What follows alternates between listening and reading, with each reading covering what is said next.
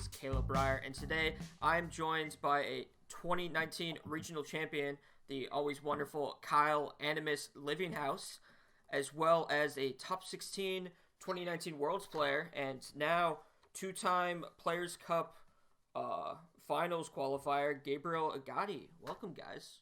How you doing? Doing pretty well. Glad to be on the show. Doing well too. Same as Kyle. Yeah, I've been meaning to branch out my wings. A lot of friends of mine get on the show just because of like comfort and stuff, but I've been meaning to get out of my comfort zone, even in like building and like playing the game. Like there's so many things to learn and so many things to learn from different players too. Like I wanted to get out there and help the viewers listen to some more top players because they don't come for me; they come for the guests. I do what I can, but I make sure that every single guest I have is better than me at the game, so we can all learn together. I didn't mean to sound so degrading, but I'm trying to play you guys up. Thank you. Bro. Thanks. So I'm having you two here today because, of course, Players Cup 2, I guess, like, the regional qualifier rounds just ended. I won't talk about how I did because that's not relevant to this discussion. But, so I did mention now two-time Gabriel, you, of course, qualified for the Players Cup finals yet again. Do you want to kind of talk about this run for you, this experience, real quick? We'll be talking about the full teams after we talk about your like individual runs, but you want to talk about your team and how you kind of got to where you were in the Latin America qualifier? Yeah, sure. My team, it was Dragapult, Clefairy, Incineroar, Landorus, Rotomorph, and Kartana. And Clefairy was really good. I think it was a very strong Pokemon because the team had 3 setup Pokemon: Swords Dance Landorus, Nasty Blood Rotom, and Dragon Dance Dragapult. So yeah, it felt very strong. It sounds super strong. I guess precursor before you talk about how your games did in the run. I guess Dragapult's an interesting Pokemon in which not a lot of people seem to be using it right now, as opposed to previous series. So why particularly did you choose to build around Dragapult? I'm a huge fan of Dragapult, and I thought that Dragapult was a little bit underrated in this format. Mm-hmm. And I really like the calcs of Adam and Life Orb Dragapult. In combination of helping hand Clefairy, Dragapult can one-hit KO Dynamax, Thunderous, and Metagross, which is very, very powerful. Oh yeah, for sure. So how'd your run overall go? Because for people at home who don't know, the regional qualifier side, there were 4 different brackets for 4 different regions. So Kyle and Agati both played in different tournaments, if you will, to qualify for the finals. But so how'd your games go to get to that top 4 you needed? Yeah, to be honest, I think Latin America is way easier than Europe and North America. Mm-hmm. Most of my sets were very intense sets that came to game 3, but overall, I don't think it was like too hard of a tournament. I think it was easier than a internet, for example. And yeah, I face a lot of Rotom hate too, which Mm-hmm. really surprised me because I don't think it's that good. Sure is good against Metagross and Glastrier, but no one in Latin was using Glastrier, so yeah, it Yeah, was that's very interesting, I interesting. think. There's only the one Glacier that got in was the only one in top 16. Meanwhile, there were 8 Rotom Heats. Yeah, I'm trying to think. Were there any? I can't see any. I see one, no, 2 Metagross in the Latin American top 16 as well. yeah, it was very weird to be honest. Yeah, I don't blame you there. Here, so Kyle, I'll involve you now. How do you feel about Rotom? Do you have a similar sentiment on that? I think like sure it's a bit matchup dependent, and like you forfeit like your ability to run Incineroar. I like Incineroar. Mm-hmm. Cause Double Fire isn't all that great. But I think situational wise, like there's enough Ice Horse around and enough Metagross around to warrant running it, and things like Celesteela are picking up. So I think it's a decent mon for sure. Yeah, they were considerably less Rotom Heat in your side of the tournament. Bit more Ice Horse as well. Actually, here we mentioned Ice Horse, so we'll bring up your run, Kyle. So you ended up it says 7th. I thought you got 5th, but who'd you get eliminated by in the tournament? Winners and losers? So I dropped losers round 6 versus Binji, who ended up going in winners, and then my final loss was Chemo in losers round 13. Gotcha. Okay, so that's why you got 7th. Yeah. Okay. Yeah, but overall, like the sets were good. I think my team was pretty much a standard Ice Horse build. It was just most games it was just clicking instant clops with like the Glacier and Feeny in back, and then you had a mix-up mode with Vander Shifu and Aleki. Mm-hmm. So it's a pretty simple team, but it got the job done most of the time. Yeah, you used the same core 5 the previous weekend in the Victory Road tournament with Dragapult over Urshifu, right? Yeah, I found Dragapult to be really bad because I wasn't running Life Orb, I was running Weakness Policy, and without self-proc, Weakness Policy is really weak in open team sheet format, which was the format for Victory Road, so I only brought it to like one set, and it just didn't do any work, so I decided Urshifu is a lot better.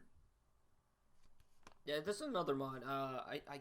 There's so many like big Series 7 mons I want to talk about. Mostly because in this last episode, it's been a while. Like I don't think we would have predicted. Well, because we didn't know about Aleki and Horse going into Series 7, but I don't think anyone would have really predicted the shape the meta was going to go into before it obviously started. So what are your guys' thoughts on Urshifu? Specifically, of course, Single Strike Urshifu. Rapid Strike being stuck on the Colossal teams exclusively. Do you think it's overhyped or like a top 5 staple? I think Urshifu's like disgusting good. Like if you like even in open team sheets, like you're so much better off like because like band damage outside of open team sheets, like you're just gonna see the band damage, you're gonna know about it. So as much it's clicking Wicked Blow and CC. It's like the best endgame mon. And like if you have Sash, you can 1v1 like anything in the end game, like besides Feeny. Like other than Feeny, like you're gonna be able to with Sash be able to beat like anything 1v1. So just leaving an Urshifu in the back is so easy and so good, and like it can also it pairs so well with Regio. Like I think it's busted good. If we didn't have Dynamax, it would just be like too good to be honest, because Dynamax is like the only way that you can reliably take hits from it. Right. I remember, what was it, in Waka World Tour, there was the non-Dynamax like variety format, and I watched plenty of Gothitelle Urshifu just running through things. Like Urshifu, in some regards, is a mistake, but in the Dynamax world, it's balanced enough.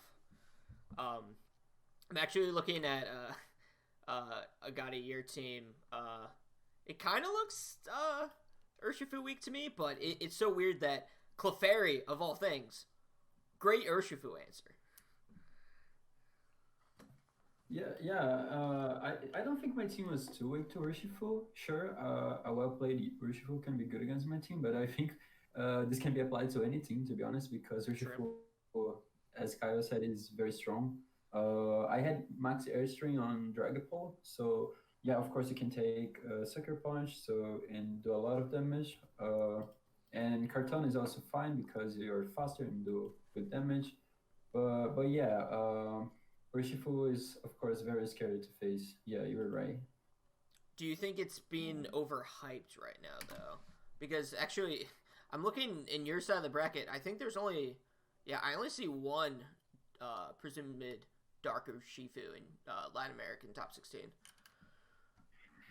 No, I don't think it's overhyped. I think it's like top 5 usage right now, and it's fair. I think Mm-hmm. um, it's also very good against Dustclops cluster in the correct board positioning, which is really good. I think. As Kyle said, is a great late game sweeper. You just have a lot of damage, and they can protect. So yeah, it's just very powerful. Before we move on to talk about just Players Cup prep, because there's all these new toys and whatnot, we talked about some of the ones that you guys use. Kyle, did you want to harp on like the rest of your run? We talked about your losses, but how'd your like big wins go? I know specifically you had a big upset. Round one, you had to play up against Andrew Ding, which wait, if I'm recalling correctly, before the seeds got shuffled and stuff, weren't you paired up against Wolf round one? Am I remembering that Yeah, correctly? Yeah, that's brutal. yeah. Yeah, so I actually, when I got paired up with Wolf, I literally said in a group chat, I was like, well, at least I don't have to play Andrew Ding because one of my friends was playing Andrew Ding. And then, like, 2 days later, like, everyone digs up the log and laughs at me because I get Andrew Ding. It was a really tough matchup because he was running the same team as Benji. Mm-hmm. But I think based off of the time zone difference, like, he had to get up at like 9 a.m. I think he was a little tired. He didn't bring Rotom Heat to an Ice Horse matchup in the third Ooh, game. okay. He brought Nihilingo, and he kind of got burned by it. I think if he had just brought Rotom Heat, he would have been able to win. But it was an interesting set. It was super close on both ends. I think the matchup is super tough, and Benji exposed me hard in round 6. But it was most. I think it was a lot of luck went into the making for me winning my first round. That was really a tough one. I mean, it happens. Like we talk about, obviously with COVID and everything, we're playing online, but plenty of those factors happen in real life tournaments as well. So you got to bring your Yeah, A for game. sure. But I only want to mention this because people will say I'm just like a huge Andrew Ding fan, which to some extent, yeah, I am. But just the fact that in this tournament, because it's double elimination, he drops to you and then goes 12-0 in sets and ends up fifth in the tournament, not moving on, getting no prize. It's just wild to me because like I can't think of any like Swiss format tournament in which someone's going and winning 12 sets in a row and not coming out like basically as the champion of the tournament. Like that's insane. Yeah, Drew had a crazy run. He definitely woke up after that set, I think. He played a lot of relevance and came on top like over and over and over. I think it's just a testament to how good that team that they brought was for the time being. Yeah. It won so many sets. When you look at its overall record, I think that team was one of the best brings to the tournament. Yeah, we'll get into more of those Pokemon after I ask you guys about your prep. What was I saying? Yeah, actually, we'll go right into that after. Oh, so I said he went essentially 12-2. You guys were mostly in winners, right? So how many sets did you end up having to play total? Do you guys I even played remember? 9 rounds. I played 9 rounds. Okay, and you went 9-0, No, I win 8-1. 8-1. Okay. Yeah. I'm not even sure. I think I started 5-0, and I think I played like 3 or 4 more sets. Okay. I feel like I went like 7-2 or 6-2. I don't know. Yeah, I think the average like for double elimination, this kind of format, the average sets you end up playing is like around like 8 to 10. But of course, Andrew going when you start in losers, you play all the games. Like obviously, if a tournament's like properly seeded, no one's really making that giant losers run unless like a top player makes a blunder. But it's hard to seed this kind of tournament because most people they don't want to deal with the best of one qualifier that we did, and once you know that you're qualified, you just sit there. So speaking of the qualifier, that was of course way back in September, forever ago, in Series 5 qualifier, and then we have to wait 2 months to prep for 2 weeks for Series 7. So how do you guys feel about prepping for the actual like regional qualifiers once we knew what the rules were. Were you guys like grinding on the sports ladder before the DLC even dropped? Like, what was your game plan going into this prep? Kyle, you can start. Sure. So, I wasn't really grinding too much on sports. I mean, I played a few games with a few friends, mostly for fun, but I was with school and all, so I kind of just waited for the official things to get where they were. And what the beginning of November, I don't really remember when we got the in-game ladder. I think I played some in-game ladder, but I think it was mostly best of threes with friends, and then I reached out to Agati, and he tweeted about wanting people to practice with. We got a group with Duck Pond. Since we were all in different regions, we're all playing different qualifiers. Nice, very smart. For each other. So we all kind of we bounced off. We all had feedback for each other. We didn't practice that much. Like we were all pretty busy with our own lives, but we did have with each other the few sets that we played. The laddering feedback I think was all very helpful for all of our runs because I think we all did relatively well. So that was really just the collaboration between us was really helpful between all of our regions. I think it was really fun and cool. Yeah, I agree with Kyle. We didn't properly like we didn't actually build together, but we just like having feedback and messaging each other about metagame changes and this kind of stuff really helped us.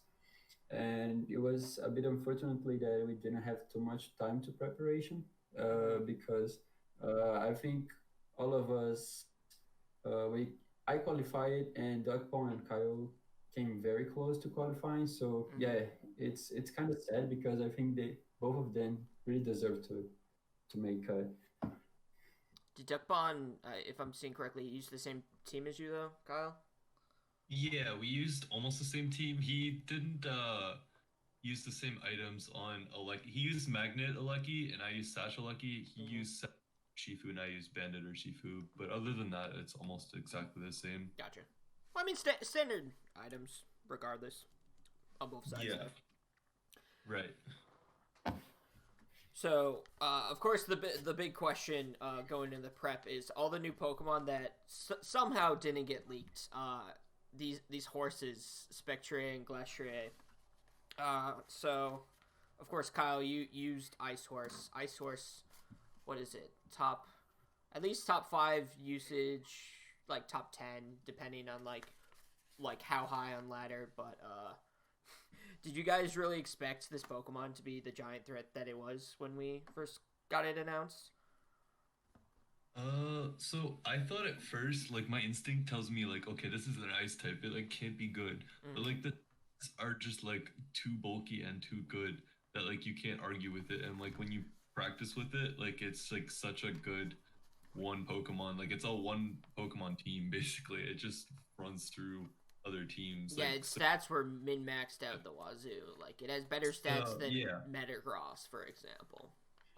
Right. So when you see that and you actually put it into practice, I thought it was like what maybe the number one threat of everyone. Like it's a new toy, so I thought maybe people would overuse it, but it was so good, and I couldn't come up with anything better, so I just decided to run with it. It might have been like the wave or whatever. I think it was still I did go with it. I do think a lot of people are ready for it, but I do think it really lived up to its potential. I mean, you see the results, at least in the NA bracket. It did all the final stages. Yeah, I agree with Kyle. At first moment, I thought it would be quite similar to Hyperior, so like strong, but not that strong. Hyperior, I mean, like on Series 5, Series 4, but at the end of the day, Blaster's stats are just busted, and even though Ice type is really bad defensively, offensively is just very powerful. You damage a lot of Pokemon. Pretty much anything for neutral damage except like Finny or Incineroar, but even then you have good coverage with high horsepower and close combat. Yeah, I was looking at I was talking with Zach Carlson, who was a TO for this, and resident owner of VGC stats, loving those stats. High horsepower, I think was on every single Ice Horse, or at the very least. Like I think it was the most used move on it. Like I think more so because there's a conversation to be had against like Icicle Spear versus Icicle Crash. I think everyone who runs Icicle Spear is crazy. That's my take. But that they exist out there. Like I can't complain about it. But yeah, because you can just spam Steel Spike and Max Quake. It's like Excadrill with less weaknesses, more bulk. Well, maybe equivalent weaknesses, but you know what I'm saying. Like, oh my god, getting those boosts on Dusclops, like Dusclops just can solo games itself with the right max boosts. Like, Yeah, defensive Yeah. moves are some of the best in the game. So having that with your primary ice stab, like they're all three really good max moves to be clicking. You're never clicking something that doesn't really help like the rest of the team. Like even setting up Hail might be good to set up a knockout on Urshifu with like a Feeny Moonblast. Yeah, and the ability is also very good. oh yeah, Chilling It's Nay, like pretty much the Moxie. same. Yeah, it's actually very good to nullify, intimidate nerfs. Yeah, it's just very strong. Couldn't have said it better myself. So next Pokemon that was like the big question. We knew its ability, we knew it existed, Regieleki. People were speculating that like based off of how the Gen 3 Regis were made, like stat wise, that it was gonna get base 200 somewhere on its stats. Some people were very convinced it was going to be in special attack, but no, it got put into... Well, because we knew its ability, like, it would have been way too, like, unbalanced. Pokemon would have never let that happen with base 200, like... What's the multiplier for Transistor? It's like... It's specs, basically. It's 1.5. Yeah, that's insane. But even more insane, they put it in speed, so... everyone thought Dragapult was way too fast. Well, now we have Alecki that, like, you barely need investment to outspeed Dragapult, right? Right. So, that's just insane to me. And, I didn't think it'd be as, like, mandatory, not mandatory, but, like, busted as it was, but this thing, like, Electro Web, because its coverage is just god-awful, it's just electric moves. So, like... Everyone's thinking, oh, you have a ground type. Landers is going to be everywhere. Alecki's going to be trash. No, they both exist. They're both top 10 mons. So how do you guys think about Alecki and just dealing with opposing Alecki going into this tournament? So I used Alecki, and I think it's a really good mon. I think that like running max speed on it, it's really good because you can just outspeed like random things at like +1, like Thundurus Eye at +1, like you outspeed even that. Or like base 100s like Charizard at +1, and like that's just really helpful so that maybe you can like Electroweb it back down the neutral for a partner or something like that. So I think like having the speed on it is what makes it so good, is because like you can break speed. Like Dynamax means like there's going to be a lot of Airstream mons, so like it's actually relevant to be that fast a lot of the time. So I found it really useful running Sash and max speed, max attack. I think it's a really strong mon. I think it pairs up with, as long as you can beat Landorus, I mean, you can usually find that in a team. I don't think Landorus is as strong as it used to be. It's definitely a good mon, but and you have Ice Horse, which totally everything Landorus, else, so. yeah. It's going to be hard for them to fit Landorus into a game plan that's cohesive and works with what they want to do. So I think Alecki overall is definitely really good in this format. It's good on a lot of different teams. It runs the screen set too. It just has a lot of good things it can do for a mon that only spams electric moves for the most part. Yeah, Electroweb with the new spin mechanics is very powerful. Light Screen and Reflect is also very, very strong in this format. We also had greens now are very popular on Top Cut, which I think it's fair because screens are just very strong with Dynamax. And Regieleki, even though he only has electric type moves, it does what it's supposed to do really well, which is doing damage and either offering speed control or screens. So at the same time, it's a heavy hitter, but also a support Pokemon sometimes, which I believe it's very powerful, being able to do Yeah, not many two Pokemon can things say they're both. at the same time. Yeah, it's very, very powerful. So while you didn't use it yourself, do you feel like your team game plan against everyone having Regieleki? Although probably I think your bracket, at least top 16, had the least amount of Aleki in all the qualifiers Yeah, I've seen. Mostly because they all I had don't the road to think that. meet. Yeah, I think I faced only one Regieleki, but my opponent didn't bring it against me because well, I have Landorus and Right. Dragapult, so my team's not really weak to Regieleki. He had just much better options. He was Gianpaul from Peru, and he had Galarian Motors, which was very strong against my team. But yeah, I even if I faced Regieleki, I wasn't too worried about it. Actually, I'm glad you mentioned Galarian Moltres because that is the next Pokemon I want to talk about before. Um, well, so there's so many top 16 teams. I'll have, of course, in the description, um, the link to all these teams that we're just casually referring to. But the next big like meta defining like changing Pokemon to me, definitely Galarian Moltres. I think a lot of us, even before we knew the stats, like we know base stat total, like these Pokemon are gonna have like decent stats, but we haven't had a good dark flying. Like Mandibuzz is all right, but this thing, like it really is like a baby Evoltol to an extent. Yeah, I think it's really good, and I don't think before the tournament I realized how good it would be. Like I recognized it, um, like a popular mon heading into it, but I felt like unless you have all the right partners to be able to deal with Glacier, it can be difficult to win that matchup sometimes. But it definitely has like great matchups where it's like Metagross teams, and like overall it's just a strong Pokemon with a cool ability and a lot of cool choices. I think Nasty Flood's definitely the best set. Just being able to, because if you get that Nasty Flood up, with its ability, like you don't want to like unless you want to take it out in one hit, which is generally pretty hard with its partners. Like you don't want to damage it, but at the same time, like you want to stop Nasty Flood. So it's you gotta get it across playing it. I think it's a Pokemon though, especially as someone that used Dust Clubs. It's not fun to take Fiery Wrath. No, The flinch is not at very all. scary. But also like just the chance that they're gonna slam Max Darkness into you after some boosts. Like That as well. you have to be perfect about your positioning. So, Yeah. Agati, you saying Yeah. your team was relatively Moltres weak? So, like, what was your general like game plan or prep against Moltres going into the tournament?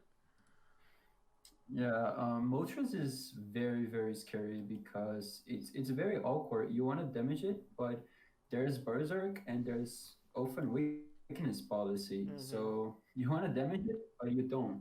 But if you don't damage it, it has Nasty Plot, and even if he just Dynamax, Max Darkness lowers the special defense. So basically, Moltres for sure will do a lot of damage, especially against my team because Follow Me was very, very important for my team, but the I forgot the name of the move. Yeah, fiery wrath. It's like a Yeah, yeah, special it dark yeah it does. rock slide, essentially.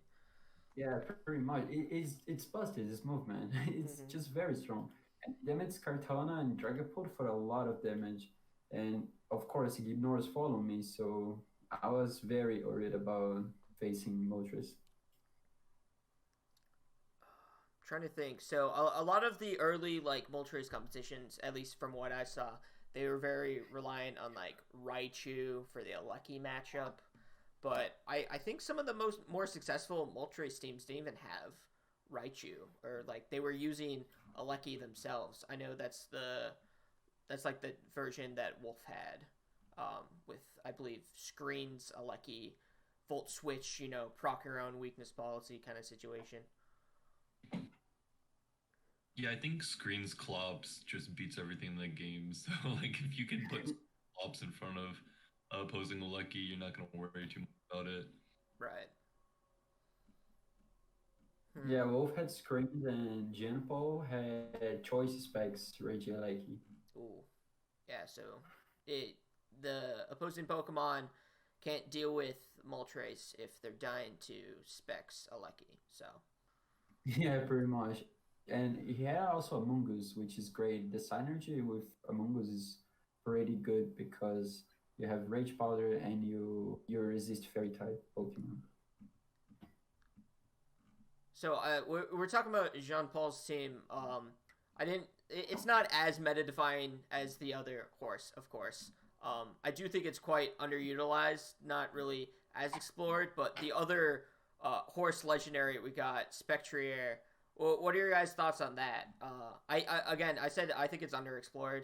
Like it needs the right team compositions to really work. But Jean Paul was the only user of Spectrier in any of the top 16 for every regional qualifier. So again, what is it? Only 1.56% usage with one in the top 16. Do we think it's a good Pokemon? Like, what's the deal? I think it's a great Pokemon. I think it's underrated. Yeah, I think I tried it out for a little actually. I think, I don't know if you remember, I threw some replays into our Discord using it because I thought it was actually kind of sick. I just thought in open team sheets it wasn't as strong because once you know which support move it runs, like it mostly like smacks Phantasm, which can be strong. Mm-hmm. But overall, I think it would have been a decent call for the tournament because the amount of like Klopp teams, like you demolished teams. Like if I ever played Spectre, I think I would just lose because I don't really have much for it. If they have the right partners to be able to deal with Urshifu, which you're gonna have built into a team if you're running the Ghost. So Exactly. I think it's I've many a time been the fool to lead Dusclops against a Ghost Horse team, and they're just sitting there. I'm like, well, I lose. I can't pivot because I'm just giving them free damage, and I need to switch out because they're just killing my Clops. Like, what do I do? You know? Yeah, the defense drops are really good too. I think it's best paired with like physical, especially Urshifu. Mm-hmm. Urshifu's really strong next to it. I know John Paul didn't run Urshifu. He had the Moltres, which I think is really cool as well. But I've seen it a lot on ladder. I've seen some Japanese players with Spectre, Clefairy, and they just lead Spectre, Clefairy, and then they go for some Phantasms, follow me, and then until Clefairy goes down, and then they bring in Urshifu in like the mid game when the defense is down, and it's just hard to like get that offense. That sounds disgusting. Yeah, it's quite strong, I think. Well, so like, what's the set you're running? Like, you said the two support moves. Were you referring to like Bulldoze or Wisp? Or Taunt. Or Taunt, right? Any of those really. I just know I died to a Max Quake once. I'm like, what move is that? Oh, you have to run Mud Shot. Like, okay. Yeah. I think that's not bad though, because like once you get the +1, like whether you have it through your Clefairy, I think Clefairy is a really good partner with it, just to be able to helping hand and Max Quick in for the knockout. It lets you kill Incineroar, which you wouldn't be able to touch otherwise, you know? Yeah. Right. And some people run Nasty Blood too, which it's very interesting. That gives me nightmares. I wouldn't want to deal with that. I've seen Calm Mind on it too, which I don't think is good. No, yeah, you would definitely want to be Nasty Blood at that point. I played a Calm Mind substitute one with leftovers one time, and it actually destroyed me. Well, so like, yeah, so the Ice Horse Ghost Horse, one's fast special attacker, the other's a slow, bulky physical attacker. I think it's an interesting choice. I was, fortunate enough to get, what was it? The Ice Horse I caught first try was 2-speed IV. I was set. Like, that's why I used Ice Horse for so long, because I got the Pokemon in game, and I was like, I'm never not using this. But I actually used 17 speed IV on mine throughout the Players' Cup, and being faster like all the time was really nice to be able to Steel Spike first. Yeah. And just sit there with Clops. And that's how I always, like, I never lost the mirror when I played it throughout my run, and I felt like having the faster one. I'd even consider going faster. Interesting. Like adamant faster? Ooh, okay. Yeah, I honestly would consider it. I think always being faster was nice, and I think like Ice Horse is strong enough. It's kind of like Snorlax in past formats. Like you don't need Trick Room for it to function. Like it's so bulky Right. and strong to the point where like I feel like it can function. Like I didn't bring Dusclops sometimes, and I just had my horse. Like whenever I went to the mirror, I think I wanted Urshifu to come to the matchups. I wanted the other mons, and I didn't really have room for Clops, and I wanted to Steel Spike next to my other things, Wall Prevent setup. So I just generally tried to prevent Trick Room and Steel Spike up, and I think the speed on Glacier is actually really underrated. I have a salty note. Like we're VGC players. We have to share our like battle experiences. I'll talk about that later when we get to Feeny. But let's talk about Metagross, because Metagross, I think that was like the most overhyped Pokemon going into this tournament, just because it's everywhere on ladder. Like I think we were even talking about this when Dynamax came out with Sword and Shield's release last year, that when Metagross gets out here, like Dynamax, Bulldoze weakness policy, like we're back in 2017 again, but now even better with Dynamax. So people were ready like day zero with their weakness policy Metagross. But I think generally it underperformed in at least as far as the amount of Metagross that were in the top 16. Even less in making the top 4. I'm trying to think, were there any that made top 4? I think there's one. One in Europe. Yeah. So, do you guys think, like, again, I'm referencing, well, this was, we talked about this before we started the podcast, that, shout outs to Jody and Co. They did a stream where they were, making a tier list of all the Pokemon. They still consider Metagross as a top 5 mon. Do you guys generally agree with that, in the current state of the format? I don't think Metagross is top 5 Pokemon. I think it's very good, even though it didn't go too well at qualifiers. I think it's still great, but I don't think it's top 5. Right. A comparison I made and some others were making was a lot of people were like overcompensating for it simply because it was getting spammed on so early. Even like comparing it to like a Worlds 2014 scenario with Mega Kang, in which it's the best Pokemon in the format, but it didn't perform well at Worlds simply because everyone was covering it. Like, I'm not considering Metagross the Mega Kang of this format at all. It's at the very least top 10 Pokemon, I feel. But why do you guys think it just generally underperforms on teams, and why, I guess, the top players weren't running it?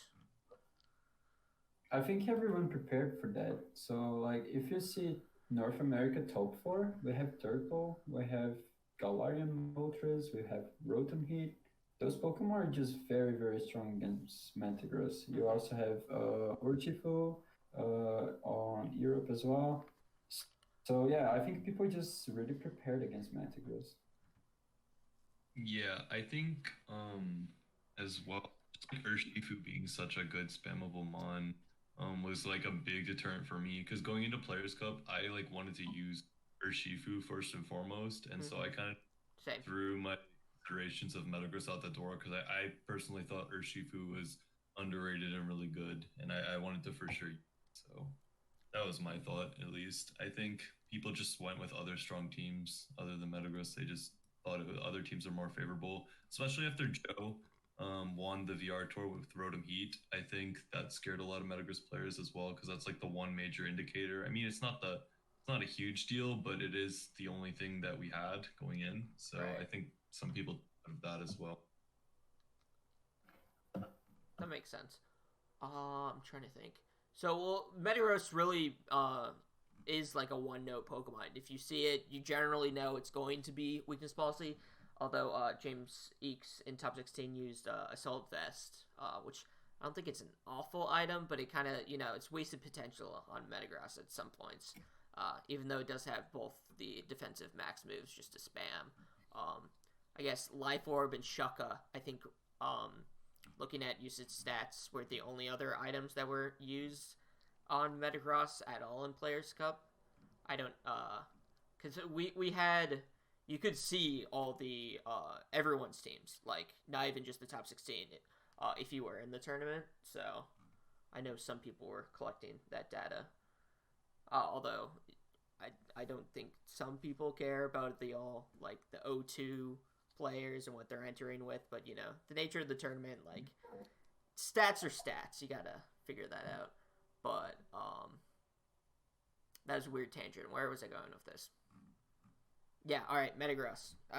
Do we think There's also one thing. There's also one thing about Metagross, in my opinion, that without the Dynamax, it's very underwhelming. right? And compared to other Dynamax Pokemon, like I don't know, even Glacier, I think it's very underwhelming if you don't Dynamax, which is bad because you can't always Dynamax the same Pokemon. I think. Yeah, that's a good point. I think it's similar to like Lapras. Like Lapras is really good, but if you're bringing it, you're Dynamaxing it. Were there any Lapras in the top 16? Actually, in that note, I don't see any. No one was running Lapras this tournament. At least that went deep. But that's a good point. Like all the others that are Dynamaxing, they're also like generally good non-Dynamax. I think the only other exception might be Thundurus generally prefers to be maxing because like Wild Charge, Fly, Superpower generally not the best. Just non-Dynamaxed moves to be spamming. Yeah. Of course, being forced to run Fly. Like in previous years, we would have been like, "Why are you using Fly?" Like I guess with Z moves, that was the first like time we were like, "All right, we can run Bounce and Fly." Like Mence and Gyarados, you're doing all right, and then Dynamax, like, all right, Dragapult's flying, like, but Dragapult has like other moves that it's all right without Dynamax, but I don't know. It's weird for sure. Yeah. All right, I've avoided this topic long enough. Actually, no, I lied. There was one Lapras in Oceania, but they also had Stoutland, Latios, so I'm not sure what's going on there, but that team existed, sure. Yes, the Pokemon I haven't really mentioned yet. In Players Cup Top 16 out of all the regions, there were 30 of this Tapu Fini. Tapu Fini being the best one, and I think there was one Coco. I don't think there were any Lele. Like it's top. Like this is the Tapu to be running. Like all the other Alolan Guardians, they ain't got shit on Fini. How do you guys feel? Like is it like obviously it's justified. It's the only Pokemon that really does what it does. It's the bulky water type. Like, but do we think it's being run like the way it's going to be continued to be run in the future? Yeah. Tapu Fini, it's a great Pokemon, but I think it's only top 1 usage because there is no other good bulky water types. Mm-hmm. If you want to run other bulky water types, you need to run something like Rotom Wash. And well, I personally use Rotom Wash, and Rotom Wash is just very, very for some very specific matchups. And yeah I think Tapu Fini is just a great Pokemon, very, very consistent. So easy to put on teams. Like it has the splash ability, as we call. Yeah, water is great, fairy is great, both offensively and defensively. And I saw some people running choice specs Fini, which I really like. I know Wolf used that, and I think it's very strong.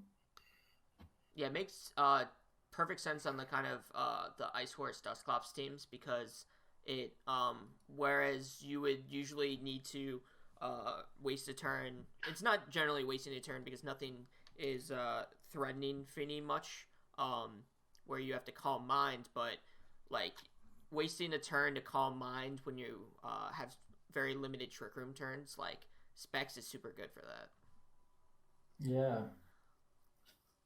Yeah, personally I think Leftovers is still the best item because it does ridiculous things in the end game sometimes. Mm-hmm.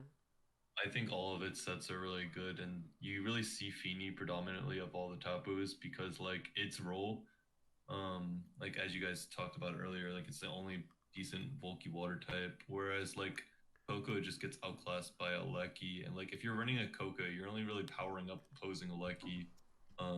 You're giving it another boost, and usually you don't want that.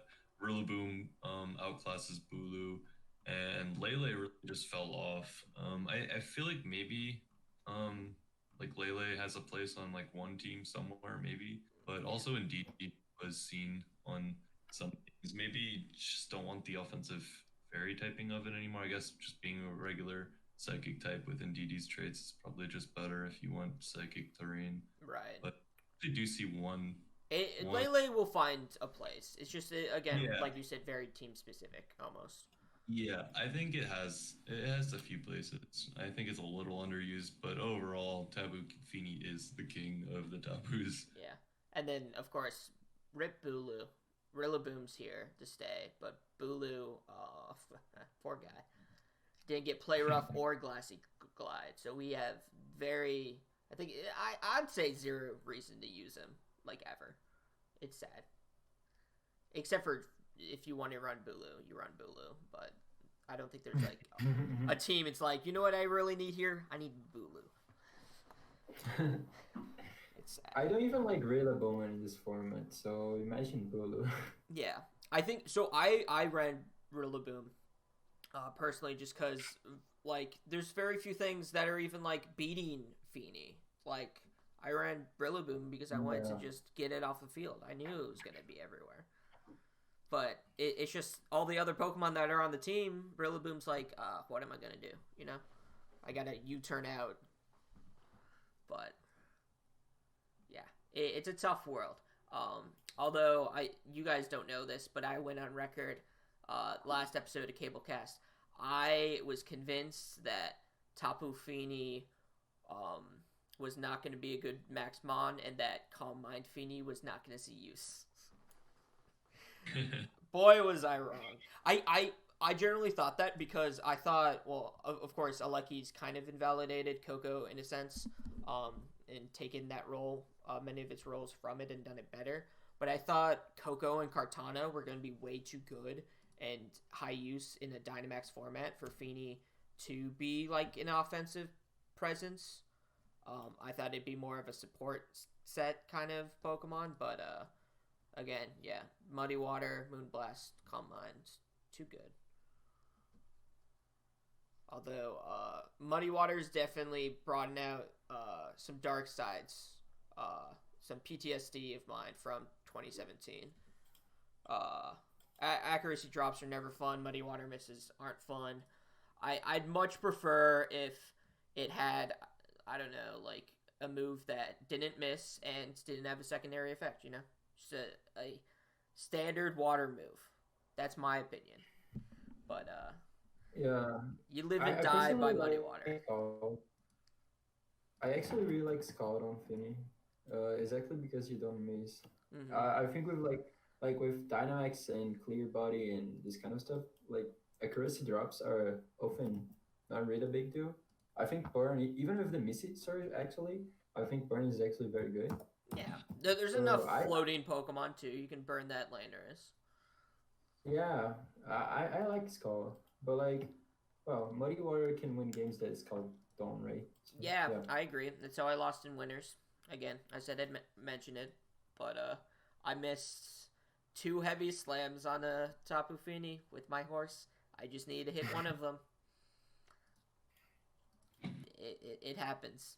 It happens to the best of us. Nothing really you can do about it.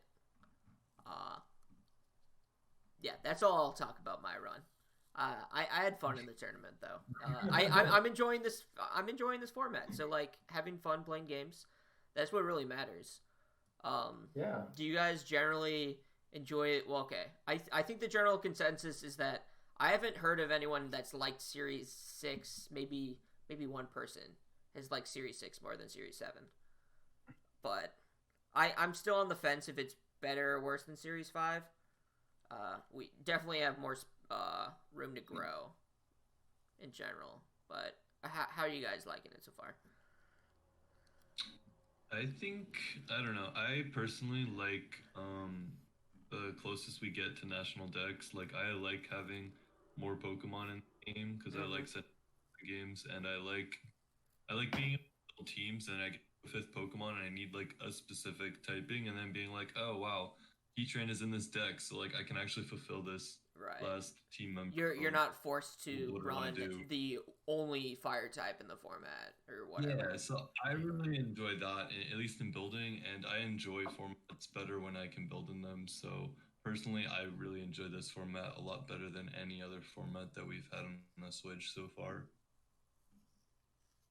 Yeah, I really like Series 7 too. One thing that I really like about Series 7 is that I think there's not too much RNG.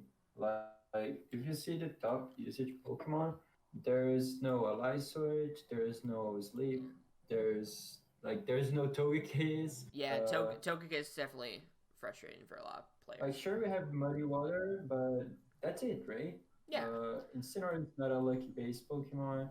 Urshifu is not a lucky base Pokemon. Glacier is not a lucky base Pokemon, and I really like that. That's a good point. To that note, I actually think that while Feeny like super good, like Misty Terrain, it stops the sleep hacks. I think sleep is just in general underused right now. Like Sleep Powder Venusaur. I think Sun's only gonna go up in usage. Like it's still good. Like it just wins games. Yes. You don't even have to. It's just the threat of sleep sometimes, but sleep is still so good against Dynamax. So scary stuff. Maybe that's where Lele comes into play to override Misty Terrain in future team competitions. Yeah, possibly. Yeah. My issue with Lily is that I think it's kind of slow for this format. Being slower than Urshifu is very awkward. That is a good because point. like something that you like were supposed to counter, you don't really counter. But yeah. Psychic Terrain is a great ability, so who knows? On that note, we're getting close to an hour mark here. I know there are plenty of top Pokemon I haven't really harped on much, but I'm glad we talked about what we did. I guess. So next up, I'm gonna be asking you guys about like underrated Pokemon or like top Pokemon that you could see going up or down. But first off, this is something I've been curious about. What do you guys think about Thundurus versus Zapdos in this format? Oh, that's very interesting. I like both. I think both are great. Zapdos is better against Metagross compositions, and Thundurus Defiant it's just a great ability. Not only counter Intimidate, he also counters many Maximus. So yeah, I'm not a huge fan of both. Yeah, they both have their place. You know, different team compositions. Like Zapdos, of course, a bit slower but a bit bulkier, and a bit different coverage. I won't say better coverage because it's still like it's like Superpower versus Heat Wave or whatever. You know. Yeah, Superpower is also very strong. Yeah. Yeah, personally, I like the bulk of Zapdos, but I don't even think I've actually used it on a team yet. But playing it, I think I've had more difficulty against Zapdos because like Thundurus runs almost the same set every time, whereas Zapdos can like run a few items the variation of items, a little more variety. But they're both really good. I generally think Thundurus will stay. It's currently higher usage across the board than Zapdos. I think it'll stay there just because faster airstream is always better. You know, that's how you get the jump on the opponents if their airstream Pokemon slower than yours, because then your partners can outspeed them faster. You know, so of course Thundurus or Shifu is the prime example. Some like to say there's a certain trio of Pokemon with Neolego. I don't approve of that. Neolego is a good Pokemon we haven't talked about yet either. But yeah, Thundurus is good. Are there any other Pokemon, like we haven't talked much about like the Ultra Beast, Neolego, Kartana? Are there other top or mid Pokemon you guys feel are gonna go up or down in usage as we go on? Oh, I guess the only other thing I have, like, an actual regret of mine in Players' Cup is that I actually ran Heatran instead of the better option would have been Rotom Heat because I lost in losers to Sun because Heatran does not beat Sun because Yeah, not anymore. Zard gets Scorching Sands and that's not fun. Also, Yeah, I think. sorry, you go on, Agati. No, sorry, please. No, I was just saying Earth Power Venusaur too. Very annoying. Yeah, and Venusaur is a Pokemon that I think is very strong. There were many Sun teams on Top Cut. We had Nails using Binacle, and we also had Kutash, which are strong team builders. So yeah, I think Sun is very underrated. And another Pokemon that I think it's very underrated, it's Grinsnarl. Grinsnarl had, I believe there was 3 Grinsnarls on top 16, sorry. Yeah. And that's a lot because no one was using. If you look at the there's actually 7 total across all of the tournaments. I think one of them had 3. I think that was North America. Yeah. Yeah, if you look at the usage of all teams of Players Cup 2 used on week 1, it was showed on the Play Pokemon Twitter, and Grinsnarl had only 6% of usage. And only 6% usage, but 3 out of 16 teams, that's a lot. Yeah, and then it goes up to 11% in top 16, so it went pretty deep. Like, we haven't seen Grimmsnarl usage like this since, like, I want to say Series 3, I think. Yeah. Like, with the kind of Duraludon or Mudsdale kind of teams, like, Light Clay, again, priority screens coming back into play. Yes. Screens are just so good. Like, I think, like, Screens plus Clops was 3 of the 4 top NA teams, and I think it's, like, so spammable and so good. Mm-hmm. And before Agati mentioned Grimmsnarl, I was going to mention it too because I think Grimmsnarl is so good in this format. I tried it out a bit in this past week. I tried using something similar to Nails' team, and it is so strong. Just being able to leave Grimmsnarl Dusclops and just like they can't really max, but they also can't do much damage. Right. It's just really fun clicking. The other big Grimmsnarl team that doesn't have Clops necessarily, but it's got Porygon too. Is the one Chemo got 5th with, the Metagross kind of good stuff Zapdos team.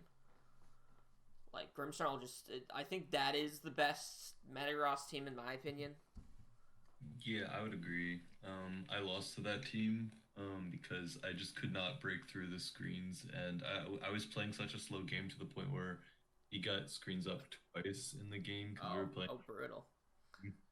And I couldn't get Glacier going, and it was just difficult to break through Feeny, Ensign, and screens with Horse as a really strong combination.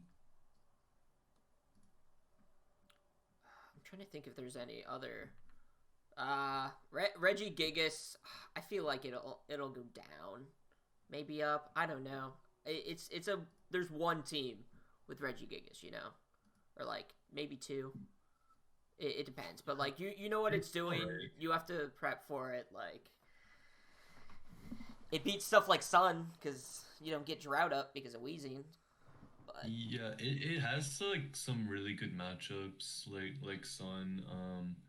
Like it has like a lot of things like Colossal. Other like you see, there's a decent amount of Colossal. Like generally speaking, like there are a lot of Rotom forms that just get Quake KO'd. Like it abilities off. It's just not very consistent. Because you know that they're gonna lead it every time. If you have a game plan to be able to beat it, it's pretty easy to flowchart the first 3 turns of the game and for it to pan out for you. Right. I think that's all I've got on my end. Are there any other notes that you guys feel like we didn't really harp on? Like, there's certain Pokemon, of course, in top usage we haven't talked about, but I think they're pretty like self-explanatory. Kartana's, it's doing the same thing it's done for a while. Now it just has max moves. Neolego, I guess Meteor Beam's cool, but yeah, I can't think of much we haven't really harped on. I think we hit about everything that you wanted to talk about. I think it was really fun. Yeah. Perfect. So you two let the people know where they can find you. Obviously, I'm gonna spam your Twitters in the links below and whatnot. But tell them what you've been up to. Kyle, you got your Twitch to plug, right? Yeah, sure. Everything's all AnimusVGC on the Twitter, on the Twitch, and even on YouTube now. I have a first YouTube video where I've been recording the first few rounds of my Players Cup, and I do play over it. So yeah, AnimusVGC all over the board. You can find me there. It's fun content. Nice. Agati? Yeah, only on Twitter, I guess. I'm not a YouTuber, so go follow Kyle on YouTube. Well, okay, don't sell yourself short. We have top players here, but they can find you on the official Pokemon Twitch stream coming up in December, Players Cup Finals. Yeah. Exciting stuff. All right, well, thanks again, you two, for coming on. Again, my name's been Ryor. My socials are everywhere. I spam that all the time. Next episode, it'll be post the Players Cup Finals. Hopefully, even more tournaments will be going on. Series 7 will evolve. Potentially, again, we have 3 months of this format, so this is the longest series we've had so far. We'll talk to you guys then, have new guests, possibly some surprise announcements next time. All right, till then, see you guys next